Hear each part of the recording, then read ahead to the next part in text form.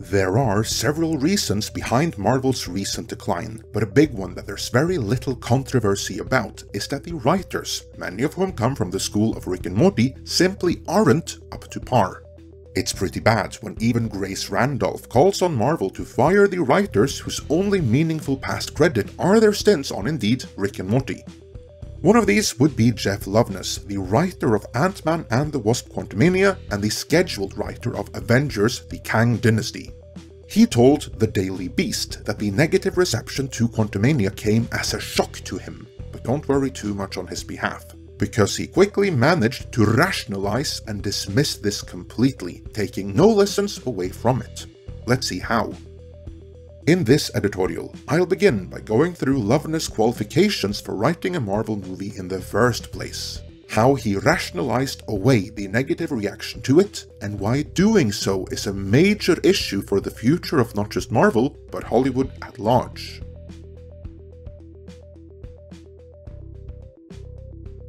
One would think, being the leading entertainment brand on the planet, Marvel would only hire the best of the best, or at the very least, those with a particular knack for storytelling that made them stand out in some way. And up until a few years ago, one would have been right, but not anymore.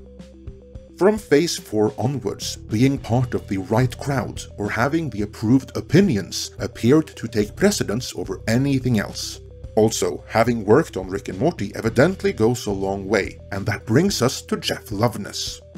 He started out writing parodies for the Onion News Network, before graduating to writing skits for Jimmy Kimmel.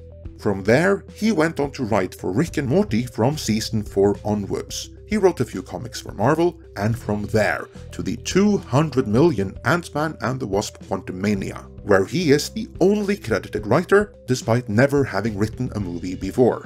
That's quite the promotion. The only way something like that could work is if Loveness is an extreme talent, or if he's working with a director and producer that are experienced storytellers and already have a strong idea of what to do, and who therefore can nurture and guide him in the right direction. But clearly, none of that happened on this movie. There is plenty blame to go around here, as both the director and producers no doubt had parameters and story demands that Loveness had to both work in and around, but some of the blame for the outcome does go to him. So, let's see what he had to say in his defense.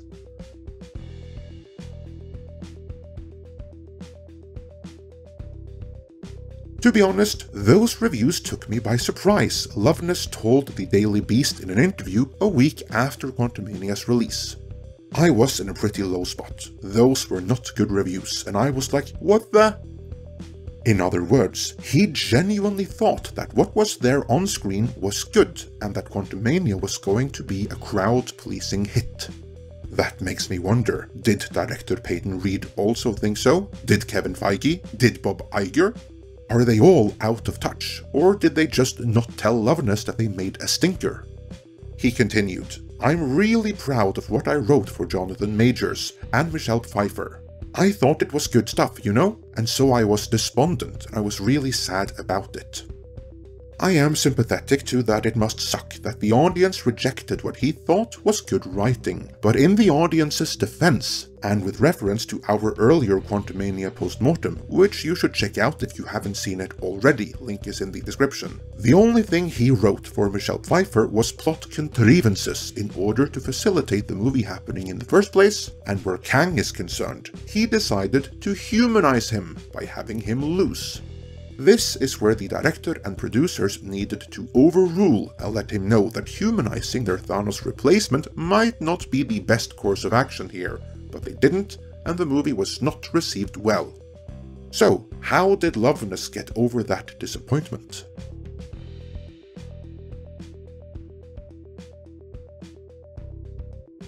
The Daily Beast editorializes. There's something funny about review scores and box office grosses. They each tell their own side of the story, and as any moviegoer knows, rarely is any drama so black and white. I went to a showing of the movie after the reviews were in and the movie was out, the writer said. As the audience around him started laughing at those jokes he worked on, from the ones that he admittedly pulled from The Simpsons to the deeper references to 1970s Marvel storylines. He had a realization. I'm like, God damn, no, the reviews are wrong. I'm right. Modok is great. He is said of sitting in the theater with the laughing ant fans who rushed to see the movie that opening weekend. That experience lifted a weight off Loveness' shoulders. I'm pretty happy with it overall, and I think I learned how to take a punch this week. And now that I learned that it's not too bad, I can just get on with making things. So that is how he got over the bad reviews. He attended an opening weekend screening, probably in LA, with the audience which is the most predisposed towards liking it on the face of the earth. And based on the reaction of that one audience, he decided everyone else was wrong.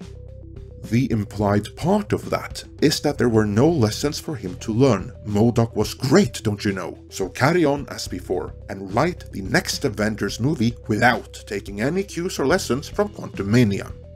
This reminds me somewhat of Kevin Smith, actually. After Masters of the Universe Revelation was released and widely rejected by audiences worldwide, his first appraisal of the situation was the correct one. The audience had indeed rejected it. We did a video about this, check it out. But then, an industry enabler got to him, and in not so many words, rationalized away the negative response that he could plainly see with his own eyes, thus preventing him from learning any lessons. Something similar happened with Loveness here, because interestingly, the Daily Beast does some editorializing and further rationalizing for him. It was one of those Sullivan's Travels, watching the movie with the prisoner's moment. Like the character in the famous Preston Sturges film Hollywood comedy hotshot John Sullivan, Loveness found that the movie was accomplishing exactly what he set out for it to do, even if the industry wanted him to believe otherwise. What the Daily Caller just said there was that the movie was just fine, nothing wrong with it. It did exactly what it was supposed to do, it's just that the industry, how's that for gaslighting, tried to fool Loveness into thinking otherwise. Or put another way, the Daily Caller just gaslit both Loveness and its readers, trying to make them ignore objective reality, which is that the movie is getting mixed to negative reviews from audiences and critics alike, and it's underperforming big time at the box office worldwide because of it. Accepting this and trying to discover why could have been a real learning experience for Jeff Loveness, and it needed to be a learning experience for both Marvel and Disney as well. If they took the genuine audience feedback into account, they might actually have made something more worthwhile next time. But instead, the industry, here represented by the Daily Beast of entertainment media complex fame, encourages everyone involved and everyone watching to stick their heads in the sand and pretend all is fine. Which echoes what a Disney insider told Deadline Hollywood once the biggest second weekend drop for any MCU movie ever was an undeniable fact. I can say we're incredibly proud of the film. Jonathan Majors does a fantastic job as Kang. It's the movie we wanted to make.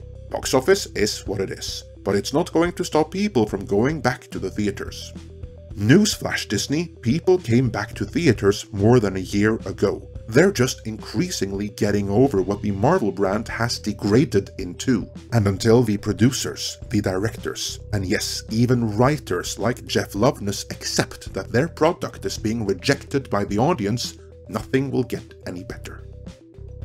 Let me know your thoughts on this in the comments.